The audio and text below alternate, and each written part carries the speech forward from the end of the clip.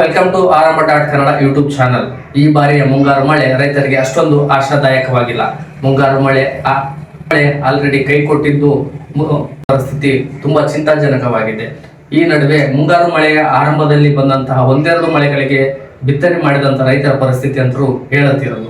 ಮುಂಗಾರು ಮಳೆ ಈ ಬಾರಿಯ ರೈತರನ್ನು ಬರಗಾಲಕ್ಕೆ ದೂಡುವ ಪರಿಸ್ಥಿತಿ ಎದುರಾಗಿದ್ದು, ಈ ಬಾರಿ ರೈತರನ್ನು ಮತ್ತು ನಾಡಿನ ಜನತೆಯನ್ನು ಬರಗಾಲಕ್ಕೆ ದೂಕುವ ಎಲ್ಲಾ ಲಕ್ಷಣಗಳು ಕಂಡು ಬರ್ತಾ ಇದ್ದು ರೈತರ ಜೀವನ ಚಿಂತಾಜನಕವಾಗಿದೆ. ಈ ಬಾರಿಯೂ ಸಹ ಕಾವೇರಿಯ ಸಮಸ್ಯೆ ಮತ್ತೆ ಉಲ್ಬಣಗೊಂಡಿದ್ದು, ಅದನ್ನು ಅರ್ಥ ಮಾಡಿಕೊಳ್ಳುವಂತಹ ಪರಿಸ್ಥಿತಿ ತಮಿಳುನಾಡಿನ ರಾಜಕಾರಣಿಗಳಿಗಿಲ್ಲ.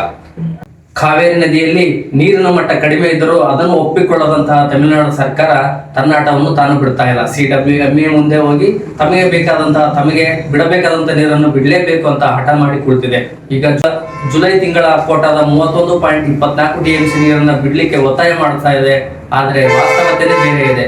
ಮಂಡ್ಯ ಜಿಲ್ಲೆ ಮತ್ತು ಬೆಂಗಳೂರಿನ ಜನತೆಗೆ ಕುಡಿಯುವ ನೀರಿನ ಸಂಕಷ್ಟ ಎದುರಾಗಿದ್ರು ಅವರಿಗೆ 31.24 TMC ನೀರನ್ನ ಬೇಕು ಎಂದು ಹಠ ಹಿಡಿದು ಕೂರುತ್ತಿದ್ದಾರೆ.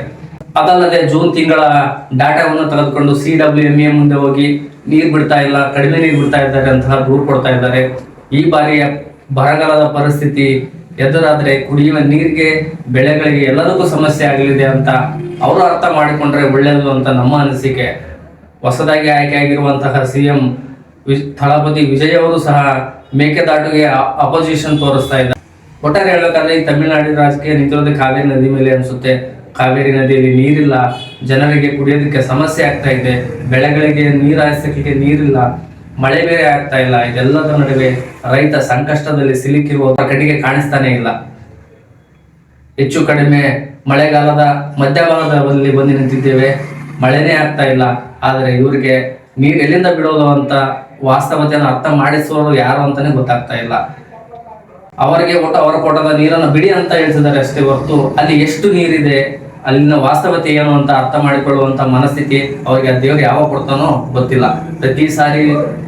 ಪ್ರತಿ ವರ್ಷನೂ ಸಹ ಅಲ್ಲಿಯ ರಾಜಕಾರಣಿಗಳು ತಮಿಳುನಾಡಿನವ್ರು ಬರೋದು, ನಮಗೆ ನೀರು ಬಿಡಿ ಅಂತ ಹೇಳೋದು ಇದು ನಡೀತಾನೆ ಇದೆ.